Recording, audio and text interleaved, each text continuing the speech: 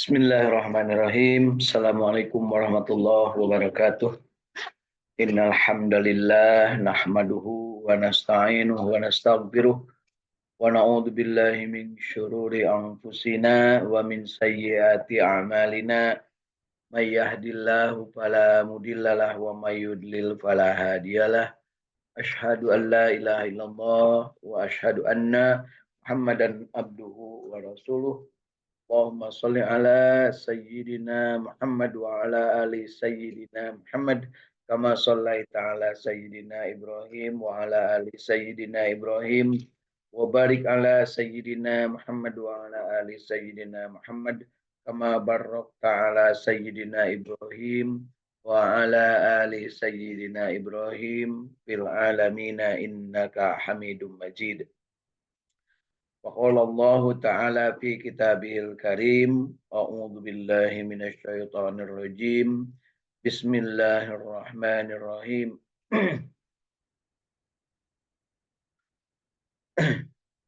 فما أرسلنا فيكم رسولا منكم يتلو عليكم آياتنا ويزكيكم ويعلمكم الكتاب والحكمة wa yu'allimukum ma lam takunu ta'lamun. Wadhkuruni azkurkum washkuruli wala takfurun. Ya ayyuhalladzina amanu ista'inu bish-shabri was-salat innallaha ma'asy-syabirin. Shadaqallahul azim. Wa qala an-nabiyyu sallallahu alaihi wasallam khairukum man ta'allamal Qur'an wa 'allamah. Alhamdulillah sahabat Inten yang berbahagia, hari ini kita berada dalam keadaan masih hidup di alam dunia ini dan rasa syukur kita buktikan dengan berikrar bahwa kita ridho Allah Tuhan kita, ridho Islam agama kita, dan kita ridho Nabiullah Muhammad SAW sebagai utusan Allah yang menjadi teladan dalam segala sendi kehidupan. Kita ungkapkan dari kalbu yang terdalam dengan lisan yang terindah dan dengan panca indera yang digetarkan. Raditu billahi robba wa bil islami dina wa bi Muhammadin nabiyya wa rasula rabbi zidni ilma warzuqni fahma. Amin ya Allah ya rabbal alamin. Rabbi shrahli sadri wa yassirli amri wahlul 'uqdatam min lisani yafqahu qauli. Alhamdulillah, ayat yang saya baca pagi hari ini adalah surat Al-Baqarah, surat kedua, ayat ke-151, 152 dan 153. Dari terjemah tafsir yang ada di tangan saya ini, tafsir Al-Quran dari Al-Quran terbitan Syafa, ya. Di sini ditegaskan dari ayat 151.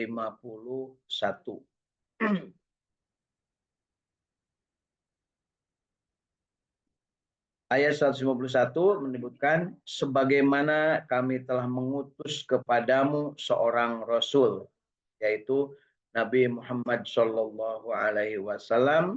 dari kalangan kamu. Artinya bukan dari orang yang tidak dikenal, bukan dari makhluk yang tiba-tiba datang, bukan yang perantauan jarak jauh, tapi benar-benar orang yang dikenal di situ, ya, dari kalangan mereka, artinya keluarga mereka, bangsa mereka, dan juga dari golongan mereka, sehingga dalam hal perilakunya mereka paham, mereka tahu sejak dari awal, sejak masih kecil, bahkan sebelum lahir pun mereka sudah tahu sejarah dari asal-usul keturunannya atau karuhun-karuhunnya. Sehingga bagi mereka yang namanya Muhammad SAW itu bukan siapa-siapa, tetapi merupakan keluarga mereka. Ya. dan menjadi buah bibir buah cerita karena pada saat yang sama Rasulullah SAW itu sejak beliau lahir sudah memperlihatkan berbagai informasi, ya kalau boleh disebut berbagai informasi yang berbeda dari keadaan dari orang-orang, dari bayi-bayi, dari anak-anak yang lainnya. Jadi ada perbedaan. Bahkan sampai tingkat puncaknya perbedaan itu adalah ketika beliau Nabi Muhammad SAW mendapat julukan Al-Amin. Orang yang jujur, orang yang terpercaya, tidak pernah bohong. Masya Allah. Ya, kalau sekarang tuh banyak yang mengatasnamakan Amin ya. Tapi mungkin kelakuannya tidak aman-aman saja ya. Ya. Berikutnya adalah dijelaskan juga di sini bahwa seorang rasul ini dari kalangan kamu, apa yang dikerjakannya. Nah, ini penegasan ini adalah ketika Rasul Shallallahu Alaihi Wasallam telah mendapatkan wahyu, membacakan ayat-ayat kami. Jadi membacakan ayat-ayat kami yang diperintahkan Allah untuk Iqra bismi rabbikal ladzi khalaq. Itu dibacakan kepada kalangan, kepada halayak, kepada kaum-kaum yang berada di sekitar tempat tinggal beliau, yaitu di kota Mekah dan sekitarnya. Ya. Kemudian disebutkan juga menyucikan kamu, artinya menyucikan kamu itu membawa atau membimbing untuk bagaimana jiwa-jiwa kita ini disucikan. Apa yang dimaksud disucikan di sini yaitu membersihkan hal-hal yang mengotori jiwa. Apa yang mengotori jiwa? Hal yang mengotori jiwa yang paling parah atau biang keroknya dari yang mengotori jiwa adalah mengaku bahwa ada Tuhan selain Allah atau tidak menyembah hanya kepada Allah. Jadi orang kafirin Quraisy di Mekah itu waktu itu percaya Tuhannya Allah, tapi mereka menganggap juga ada yang lain selain Allah. Itulah yang disebut syirik, ya, yang disebut syirik, yaitu mengaku ada Tuhan selain Allah. Jadi jangan lupa mereka itu mengaku Allah sebagai Tuhan. Ya. Jadi kalau ditanya siapa Tuhan yang menciptakan langit dan bumi, mereka menyatakan Allah. Jadi bukan Lata, bukan Uja, bukan Manat, bukan Huban juga. Ketika ditanya siapa yang menciptakan langit dan bumi, mereka jawabnya Allah. Tetapi ketika mereka disuruh beribadah, menyembah kepada Allah, mereka tidak mau. Di situ mungkin yang harus jadi penegasannya. Jadi mereka bukan tidak percaya kepada Allah sebagai Tuhan. Mereka percaya, tetapi ketika disuruh beribadah, mereka tidak mau kepada Allah. Ya, mereka malah menciptakan Tuhan sendiri, membuat Tuhan sendiri. Ya, itu eh, yang disebut dengan menyucikan jiwa-jiwa kamu. Apakah jiwa pada saat itu kotor semua? Nah, ini pertanyaannya. Mungkin pada saat itu tidak dalam artian kotor semua itu karena apa? Berbagai keadaan. Ingat bahwa di saat itu ada paling tidak 3 kelompok manusia. Yang pertama adalah kelompok yang namanya Yahudi, ya, yaitu kelompok yang mendapatkan bimbingan dari Nabi Musa alaihissalam dengan kitabnya Taurat dan Zabur. Mereka saat itu membaca Taurat, membaca Zabur. Mereka saat itu menganut agama yang namanya Yahudi. Tokoh-tokohnya ada disebutkan sampai dengan mereka menguasai ya, berbagai apa namanya belahan bumi. Ya, masuk mereka membuat kerajaan-kerajaan.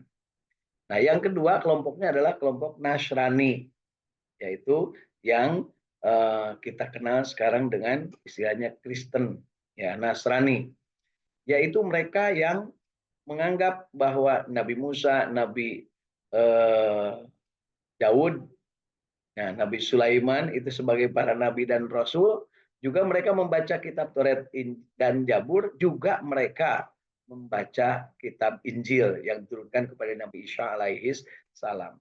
Jadi bedanya antara Yahudi dengan Nasrani, kalau Nasrani itu percaya kepada Nabi Musa, Nabi Daud, Nabi Sulaiman, Taurat dan Zabur, tetapi mereka juga percaya kepada Nabi Isa alaihissalam sebagai apa pembawa risalah berikutnya, dan bahkan mereka menganggap Nabi Isa sebagai Tuhan dengan mereka menambahkan atau membaca kitab Injil.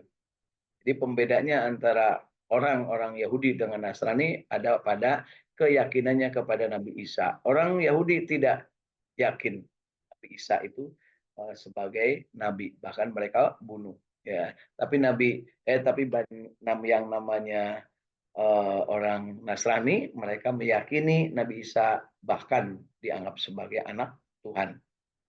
Nah, jadi itu dianggap kotor. Karena apa? Nah, kotor karena mereka mengotori jiwanya masing-masing dengan cara apa?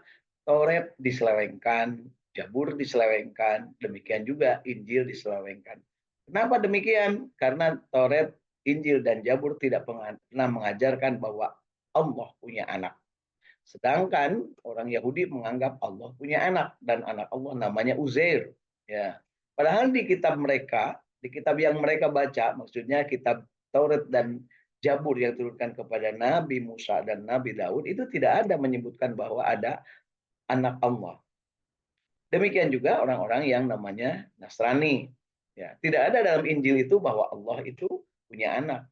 Dan Nabi Isa sendiri menyebutkan bahwa aku ini bukan anak Allah. Aku inilah adalah utusan Allah. Dan aku adalah Muslim, kata Nabi Isa di dalam lembaran kitab Injilnya.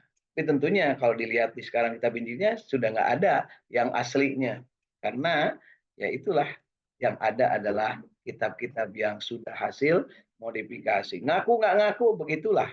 Dan itulah yang disebut harus disucikan jiwanya. Nah, pasti nggak setuju kalau ada yang mengatakan begitu. Silahkan saja, tapi ini kan Allah yang mengatakan seperti itu. Bahwa yang namanya Taurat, Zabur, dan Injil, mereka selewengkan sendiri. Sesuai kepentingan. Nah, kalau bahasa sekarang sesuai politik. Nah, ada konflik kepentingan terhadap kitab suci sehingga yang dibacakan itu adalah yang ada kepentingan saja, yang tidak kepentingan dibuang. Ya. Pilihlah pemimpin yang muslim. Nah, karena ada kepentingan maka ayat itu tidak boleh dibaca. Masya Allah, sampai segitunya, dan pernah terjadi di Mumi Tiwi ini seperti itu ya. Nah, kemudian berikutnya adalah penegasan tentang menyucikan jiwa itu harus disucikan bahwa Allah itu satu-satunya Tuhan. Tidak ada anaknya, tidak ada bapaknya, dan tidak ada yang menyaingi selain Allah.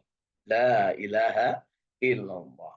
Dan mensucikan jiwa itu juga tidak cukup hanya bersaksi bahwa Nabi Musa itu utusan Allah, Nabi Daud utusan Allah, dan Nabi Isa adalah utusan Allah, tetapi harus berikrar bahwa Nabi Muhammad SAW adalah utusan Allah dan sebagai Nabi terakhir. Ya, jadi disucikan jiwanya mereka. Jadi Bani Israel terbagi dua kelompok, Yahudi dan Nasrani. Kemudian yang ketiga adalah kelompoknya itu kelompok yang namanya Sobiin. Siapa yang Sobiin ini? Sobiin itu adalah dia bukan Yahudi, dia tidak pernah baca Taurat, dia tidak pernah baca Zabur, dia juga bukan Nasrani, dia tidak baca Injil. Jadi Sobiin ini benar-benar hidup apa adanya pada saat itu. Nah, di dalam riwayat sering disebut dengan orang-orang jahiliyah, orang-orang yang berada dalam kebodohan, tidak pernah mendapatkan informasi dan tidak pernah mau mendapatkan informasi. Jadi sesuai dengan keyakinan dalam diri, sesuai dengan apa yang terjadi pada saat itu, yang namanya nenek moyangnya di situ.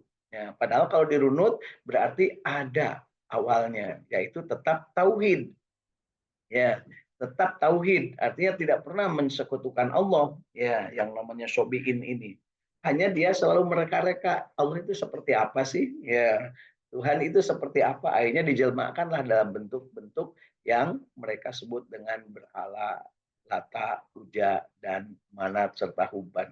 Itu Lata, Uda, Manat, dan Huban itu adalah nama-nama karuhun mereka, ya, nama-nama moyang-moyang mereka dijelmakan. Si ini punya kesaktian ini, begini, karakternya begini, maka jelek dijadikanlah. Adalah sampai di kita mungkin sekarang ada karakter, ada yang namanya di pewayangan itu mungkin Semar, Gatotkaca, Bima, ya, Duryodana, dan seterusnya. Artinya apa? Itu adalah jelmaan. hayalan yang dibuktikan dengan berupa bendawi. Ya. Jadi tidak ada tuntunan kitab sucinya orang-orang Syobi'in ini. Jadi tiga kelompok manusia yang ada pada saat itu semuanya jiwanya kotor. Maka diperintahkan kepada Rasulullah untuk dibersihkan. La ilaha illallah. Dan Muhammadur Rasulullah. Aku Muhammad ini adalah utusan Allah yang akan menyempurnakan syariat Musa, syariat Daud, syariat Sulaiman, syariat nabi-nabi seterusnya, dan syariat Isa al-Masih alaihis salam. Demikian. Jadi kita harus paham bahwa yang disebut mensucikan jiwa bukan berarti mereka tidak pernah mandi, ya, tapi mereka dalam keadaan kotor jiwanya karena menganggap ada Tuhan selain Allah dan bahkan menganggap Allah punya anak. Ya. Berikutnya disebutkan juga bahwa dan mengajarkan kepadamu kitab Al-Quran.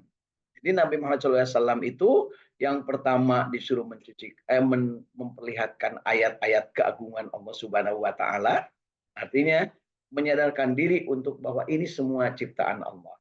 Kemudian yang kedua adalah menyucikan jiwa-jiwa mereka bahwa Tuhan itu hanya satu, yang maha pengasih, maha pemurah, yang maha mengatur segalanya, yang menentukan dan yang maha mengawasi. Ya, nah, disebutkan di situ bahwa mensucikan jiwa adalah mengakui hanya Allah Tuhan yang Maha Esa.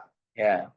Kemudian berikutnya adalah mengajarkan kitab Al-Quran. Nah, pada saat mengajarkan kitab Al-Quran, beliau mengajarkannya tahap demi tahap sesuai dengan wahyu yang diturunkan Allah Subhanahu wa Ta'ala. Mulai yang pertama 5 ayat. Iqra bismi rabbikal ladzi khalaq, khalaqal insana min alaq, iqra wa rabbukal akram, alladzi 'allama bil qalam, 'allamal insana ma lam ya'lam. 5 ayat inilah yang diturunkan oleh Allah Subhanahu wa Ta'ala kepada Rasulullah. Kepada siapa beliau sampaikan ayat ini? Ayat ini disampaikan kepada orang-orang terdekat. Yang pertama disampaikannya kepada istrinya, yaitu Siti Khadijah Al-Kubro, ya. Dialah yang kemudian pertama kali berikrar bahwa ya, engkau adalah utusan Allah dan aku mengakui bahwa Tuhan itu hanya satu. Itulah, jadi kalau ditanya siapa yang pertama kali masuk Islam setelahnya Rasulullah menerima wahyu, itulah Siti Khadijah, istrinya tercinta. Bapak Ibu bayangkan kalau sekarang kita mendapatkan sesuatu yang disampaikan kepada istri, apakah istri kita akan percaya kepada kita? Nah, kan gitu ya. Teuing atunya bisa jadi mungkin malah mentertawakan. Kenapa demikian? Ya karena memang Siti Khadijah dari awal sudah paham bagaimana kondisi Rasulullah. Jadi bagi para bapak-bapak ini yang merasa kalau saat ini kadang dilecehkan atau mungkin tidak dipercaya oleh istrinya, jangan salahkan ya. Jangan salahkan istri. Karena bisa jadi karena kelakuan kita memang tidak layak untuk dipercaya. Begitu ya. Jadi ini ngingetin diri saya juga bahwa kalau seandainya menyiapkan sesuatu dan istri kita malah tidak percaya, jangan marah ya, karena memang kita nggak layak dipercaya gitu ya. Naudzubillah, mudah-mudahan tidak begitu ya istri-istri kita ya. Kalaupun yang punya istri lebih dari satu ya mudah-mudahan dipercayanya oleh semuanya ya. Nah, kalau yang masih punya hanya satu ya wayahna ya, terus bisa dipercaya oleh istri yang hanya satu itu ya. Nah, jadi bukan, tapi jangan lupa bukan keistrian yang Maha Esa ya. Itu yang Maha Esa itu tetap ketuhanan. Jangan sampai salah ya. Berikutnya adalah ditegaskan mengajarkan kepadamu kitab Al-Quran. Dan ketika mengajarkan kepadamu kitab Al-Quran, artinya tidak dikurang dan tidak ditambah. Al-Quran itu seperti itu dari Allah Subhanahu wa Ta'ala. Tetapi untuk menjalankannya, Rasulullah diberi kemampuan untuk menerjemahkan, mengejawantahkan, ya, menafsirkan Al-Quran yang diturunkan Allah ke dalam bentuk perilaku. Ya. Jadi ternyata perilaku itu adalah bagian dari ajaran. Ya, akhlak Rasulullah SAW adalah ajaran. Karena apa? Karena Rasul tidak mengikuti melainkan apa yang diwahyukan Allah. Rasul tidak menjalankan melainkan apa yang diperintahkan Allah. Rasul tidak menghindari melainkan apa yang harus dihindarkan oleh Allah Subhanahu wa Ta'ala. Makanya disebutnya dan dengan hikmah, artinya dengan penuh keilmuan, dengan penuh kebijaksanaan. Ya, jadi pada saat menyampaikan beliau secara bijak. Kenapa tidak langsung begitu dapat wahyu pidato di depan Ka'bah menyampaikan? Karena beliau juga merasakan bahwa ilmu saya belum cukup untuk berteriak di depan Ka'bah menyampaikan agama Islam yang diturunkan Allah Subhanahu wa taala tersebut dengan dimulai surat Al-Alaq 1 sampai 5. Kenapa? Karena Rasulullah penuh dengan kebijaksanaan dalam dirinya. Artinya apa? Beliau menyampaikannya tahap demi tahap. Bahkan setelahnya istrinya, kemudian yang menganut Islam berikutnya adalah keponakannya, yaitu Sayyidina Ali bin Abi Thalib. Kenapa Sayyidina Ali bin Abi Thalib? Karena Sayyidina Ali bin Abi Thalib itu selalu bersama beliau. Jadi Sayyidina Ali bin Abi Thalib ini adalah putranya Abi Thalib, di mana Rasulullah SAW itu diambil sebagai anak, bukan anak angkat, dikukut, dipelihara oleh Abu Thalib setelahnya Abdul Muthalib kakeknya meninggal dunia.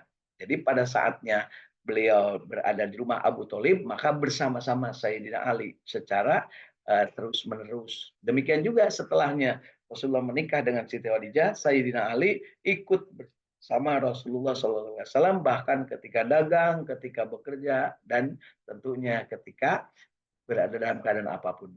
Dan bahkan nanti dalam kisah berikutnya, Sayyidina Ali bin Abi Thalib ini, karamallahu wajhah, dinikahkan dengan putrinya beliau. Gitu ya. Jadi berikutnya Sayyidina Ali karamallahu wajhah yang kemudian memeluk Islam. Dan berikutnya siapa lagi? Ya, itulah pembantu beliau yang namanya Zaid bin Harith. Jadi Siti Khadijah, kemudian Ali bin Abi Thalib, dan Zaid bin Haris yang kemudian setelahnya itu menyebarlah ke yang lain dengan cara diam-diam, dengan cara sembunyi-sembunyi. Karena apa? Karena kalau langsung disampaikan kepada orang kafirin Quraisy, berarti pada saat itu tidak bijak beliau, tidak bil hikmah. Karena apa? Pasti akan menolak dan pasti tidak akan menimbulkan simpati. Ya, ujung-ujungnya mereka bahkan akan antipati. Nah, ternyata benar. Mereka tidak simpati, bahkan antipati, bahkan sampai Rasulullah itu di tahun ke-13 beliau diusir dari Mekah. Di tahun ke-13 setelahnya menerima wahyu, beliau diusir dari Mekah dan beliau diperintahkan Allah untuk hijrah ke Madinah. Dan apa yang terjadi? Tahun ke-23 setelahnya Al-Quran diturunkan, kota Mekah seluruhnya, sepenuhnya dikuasai oleh beliau, dan seluruh penduduk Mekah menganut Islam kecuali satu orang, yaitu namanya Hindun, istrinya Abu Sufyan. Konon kabarnya begitu. Saya juga waktu itu tidak sedang di situ, saya tidak kenal Hindun gitu ya. Jadi jangan tanya benar enggaknya ya. Tapi yang jelas Hindun ini adalah yang membelah dadanya Sayyidina Hamzah, kemudian memakan daging jantungnya Sayyidina Hamzah. Jadi kalau dilihat dari sejarah, wajar kalau beliau itu sampai tidak memeluk Islam pada saat tahun ke-23 ya, kenabian. Ya. Bagaimana dengan Abu Jahal? Abu Jahal sudah mati pada saat Mekah dikuasai. Ya. Kemudian Abu Lahab bagaimana? Abu Lahab juga sudah mati pada saat sebelum Mekah jatuh ke tangan Rasulullah. Bagaimana dengan suaminya Hindun yang namanya Abu Sufyan? Abu Sufyan belum mati dan Abu Sufyan masuk Islam. Jadi pemimpin Quraisy yang paling disegani yaitu pemimpin Quraisy, pemimpin Mekah yang paling disegani yaitu Abu Sufyan itu masuk Islam ketika Futuh Mekah, ketika pembebasan Mekah gitu ya. Terus gimana kok istrinya? Istrinya konon kabarnya kabur ke arah Taif. Ya, biasa. Istri itu kalau sudah tidak setuju kabur. Jadi Bapak Ibu kalau yang suami-suami yang ada istrinya kabur dari rumah, tong diteangan kendaan tepken. Ya, gitu ya. Jangan dicari-cari kalau istri kabur, Bu ya. Karena memang biasanya juga kalau perempuan itu kalau tidak setuju kabur, ya. Kalau setuju yang udah kabur pun balik lagi, gitu kata Baby ya. Nah, jadi kalau perempuan itu kalau lagi nggak setuju kabur, kalau lagi setuju yang jauh pun mendekat. Ya, ini yang kaum perempuan ya. Apakah benar seperti itu? Tanya sama diri sendiri. Ya. Kalau belum dapat jawaban, tanya sama rumput yang bergoyang, kata Ebit begitu. Ya. Nah, disebutkan di sini bahwa mengajarkan Al-Quran dan hikmah atau sunnah-sunnah atau kebiasaan-kebiasaan. Jadi Rasulullah itu mengajarkan Al-Quran dan kebiasaan-kebiasaan baik sesuai dengan bingkai Al-Quran. Nah, kemudian serta mengajarkan apa yang belum kamu ketahui Sebenarnya yang belum kamu ketahui itu sesuatu yang selama ini belum diketahui oleh orang-orang di Mekah, orang-orang di sekitar itu, maka beliau sampaikan. Dari mana? Tetap landasannya Al-Quran, dari wahyu. Wahyu menyampaikan tentang kisah Nabi Yusuf, maka diceritakan secara lengkap bagaimana Nabi Yusuf.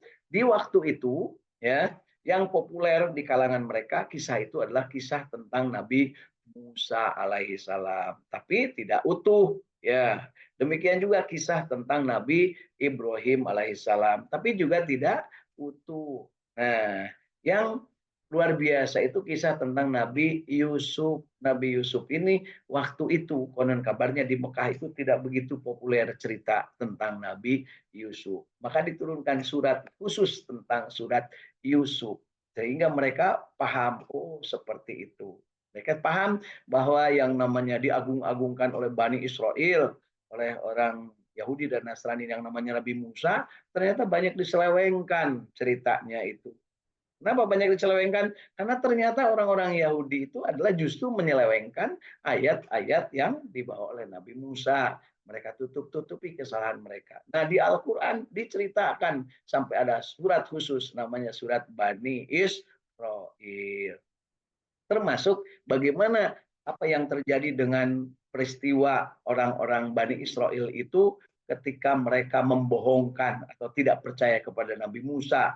Bahkan mereka ujung-ujungnya sampai tidak menyembah Allah, tidak percaya kepada Allah. Dan ketika Nabi Musa sedang pergi, mereka malah menyembah patung anak sapi. Ya, kisah itu juga dimunculkan, termasuk juga tentang bagaimana Nabi Musa mengajarkan kepada mereka dengan menyuruh untuk berbuat baik.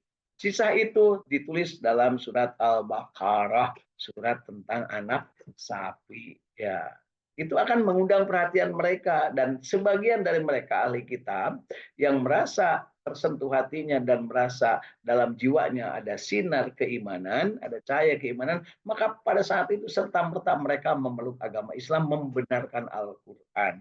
Karena yang selama ini mereka baca itu banyak yang missing link. Istilah missing link itu banyak yang lenyap, hilang, putus, nggak ada benang merahnya. Ya, antara ketuhanan, Nabi Musa, nabi-nabi yang lain, termasuk Nabi Ibrahim, Nabi Yunus, Nabi Yusuf dan sebagainya, termasuk Bani Israel itu Nabi Yakub, itu banyak yang putus, missing link, sehingga diluruskan oleh Al-Quran. Dan ketika itu menyentuh kolbu mereka para ahli kitab, tidak sedikit ahli kitab yang kemudian memeluk agama Islam, berikrar syahadah kepada kanjeng Nabi Muhammad Shallallahu Alaihi Wasallam. Ya, jangan lupa ahli kitab pun ada ahli kitab yang iman, ada ahli kitab yang kepentingan. Jadi kepentingan ahli kitab yang banyak kepentingan malah dia mengoceh, dia nguber-nguber, bahkan dia mencari argumen untuk mematahkan argumen Rasulullah Nabi Muhammad Shallallahu Alaihi Wasallam. Inilah yang dimaksud dengan mengajarkan Alkitab, Al-Quran, mengajarkan dengan hikmah, dengan perbuatan, dengan contoh-contoh teladan, dan juga mengajarkan yang belum tahu, termasuk menceritakan tentang kiamat, tentang masa depan, tentang bagaimana terjadinya hari akhirat nanti. Disebutkan di situ adalah ilmu, dan ilmu itu adalah belum mereka ketahui. Yang mereka tahu setelah mati, ya sudah mati saja. Nah, tetapi Al-Quran memberikan informasi, dan informasi itu diejawantahkan oleh Rasulullah Nabi Muhammad Shallallahu Alaihi Wasallam. Nah, baik, itu ayat 151-nya dari surat Al-Baqarah. Kemudian mari kita lihat terjemah surat Al-Baqarah ayat 152-nya. Maka ingatlah kepadaku, kata Allah. Ya. Jadi setelahnya Allah menegaskan bahwa aku telah utus dari golonganmu sendiri, dari kalanganmu sendiri, dulur maneh sorangan, ya, dari kalangan orang-orang Arab yang saat itu berada di kota Mekah, diangkat seorang nabi yang memperlihatkan tanda-tanda kekuasaan Allah, artinya membawa mukjizat. Kemudian berikutnya adalah mengajarkan untuk mensucikan jiwa-jiwa yang kotor, untuk hanya bertuhan Allah. Kemudian berikutnya adalah membacakan Alkitab, mengajarkan hikmah, mencontohkan perilaku yang baik, ya. Kemudian beliau mengajarkan sesuatu yang belum pernah mereka ketahui, yaitu ilmu-ilmu tentang ukhrawi, tentang ilmu keakhiratan. Nah, Nah, di ayat berikutnya disebutkan bahwa maka ingatlah kepadaku, aku pun akan mengingatmu. Jadi kata Allah, ingatlah kepadaku maka aku akan mengingatmu. Artinya bukan berarti Allah tidak pernah mengingat kita kalau tidak kita ingat. Allah tetap memperhatikan kita. Ketika kita tidak ingat kepada Allah, maka Allah tetap mengurus semuanya. Tetapi ketika kita ingat, maka Allah akan lebih memperhatikan kita lagi. Yang namanya rahmat Allah Subhanahu wa Ta'ala. Nah, bersyukurlah kepadaku dan janganlah engkau ingkar atau kufur kepadaku. Jadi kita harus selalu bersyukur, berterima kasih kepada Allah, menghambakan diri kepada Allah. Nah, kenapa demikian? Itulah Allah yang menciptakan segala sesuatunya, kemudian menjadikan kita hidup dan mati, memberikan rezeki, menentukan ajal kita, menentukan bagaimana nasib kita, dan pada saat itulah Allah menyebutkan bersyukur kepada aku dan jangan sampai kamu ingkar kepadaku. Ya, fazkuruni azkurkum washkuruli wala takfurun. Ini perintah Allah Subhanahu wa taala. Perintah ini kalau kita jalankan maka jadi ibadah. Ya, ingat perintahnya, ingatlah kepadaku dan aku pasti akan mengingatmu. Ya, artinya apa? Allah Maha mengetahui apa yang kita butuhkan. Kemudian dan bersyukurlah kepadaku, janganlah kamu kufur. Ya, berterima kasihlah kepadaku, jangan kamu uh, tidak berterima kasih atau kufur. Nah, untuk bersyukur ini Allah Subhanahu wa taala menegaskan la in syakartum la azidannakum. Siapa yang bersyukur kepadaku maka akan aku tambah nikmatnya, ya. Wala in kafartum inna azabi lasyadid. Siapa yang kufur kepadaku maka Allah akan menimpakan azab yang sangat pedih. Jadi ini menjadi perintah bagi kita sekaligus juga merupakan larangan bagi kita ketika kita ingkar atau kufur begitu. Nah, bagaimana kita mengejawantahkan dari cara kita bersyukur, cara kita bermohon kepada Allah, cara kita mengingat Allah. Nah, di ayat 153-nya ditegaskan, ya ayyuhalladzina amanu. Nah, orang-orang yang beriman. Artinya orang yang beriman itu adalah yang tadi sudah disebutkan, dia percaya nabinya, kemudian dia membersihkan jiwanya, dia paham ayat-ayat kekuasaan Allah, tanda-tanda kekuasaan Allah, kemudian dia juga membaca Al-Quran, kemudian dia mengikuti sunnah, kemudian dia mengetahui dan paham tentang ilmu-ilmu tentang masa depan, dan dia meyakini itu semua, ya yang namanya mempercayai apa yang akan terjadi pada hari kiamat. Wabil akhirati hum yuqinun. Yakin iman terhadap kiamat, maka itulah disebut orang yang beriman. Nah, untuk yang beriman ini diperintahkan untuk selalu bersyukur dan jangan sampai kufur, dan diperintahkan untuk selalu ingat kepada Allah Subhanahu wa taala, berzikir. Ya. Kemudian diperintahkannya apa? Ista'inu bisyabri wassalat. Kalau kamu ingin mendapatkan pertolongan dari Allah, maka lakukanlah dengan dua hal, yaitu mintalah pertolongan dengan cara sabar dan sholat. Sabar artinya apa? Segala sesuatu itu pasti ada hikmahnya.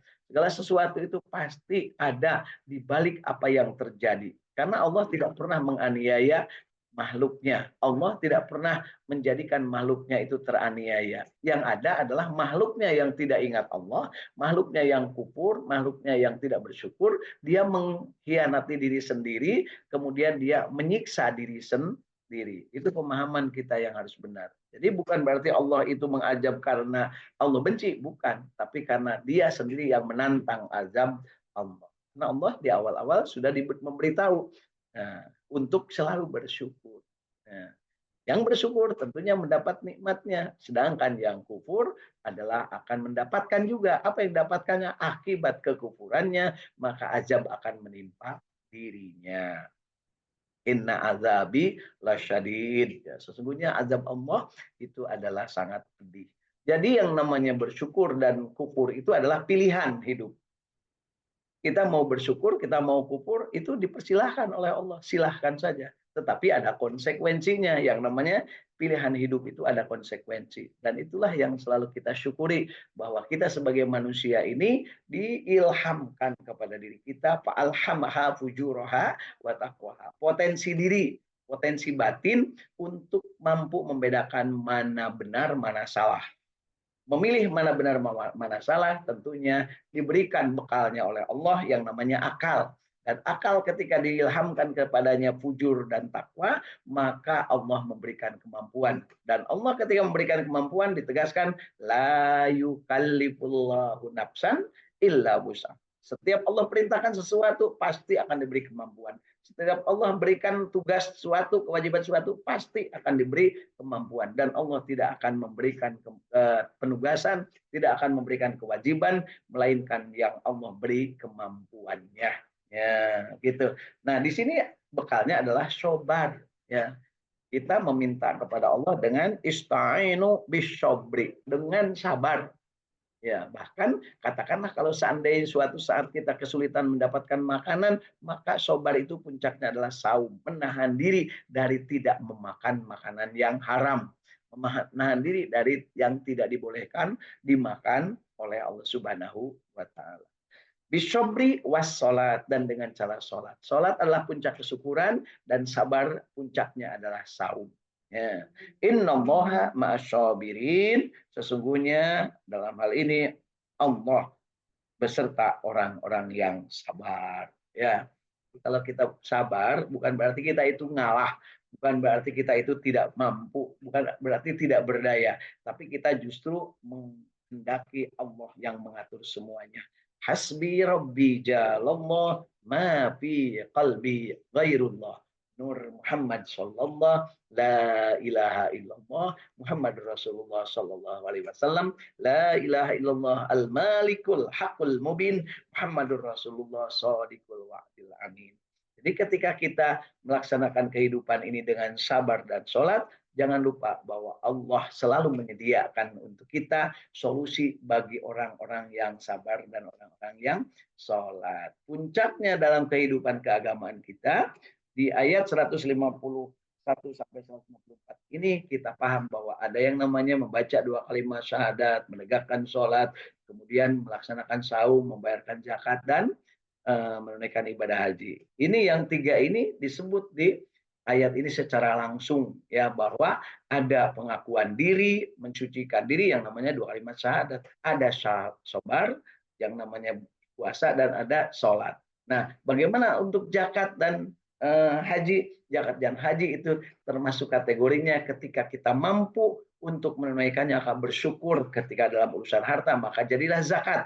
Dan ketika kita mampu untuk bersyukur dalam urusan kemampuan dan kita segala sesuatunya istitoah, maka berangkat menuju Baitullah adalah bagian dari puncak kesyukuran. Tapi tentu saja ketika mencapai puncak kesyukuran, jangan lupa ketika membayarkan zakat kita juga harus sabar, jangan sampai ria, jangan sampai ingin dipuji, jangan sampai merasa diri lebih. Demikian juga ketika berhaji, jangan sampai kita merasa bahwa kita lebih dari yang lain. Itulah kesabarannya.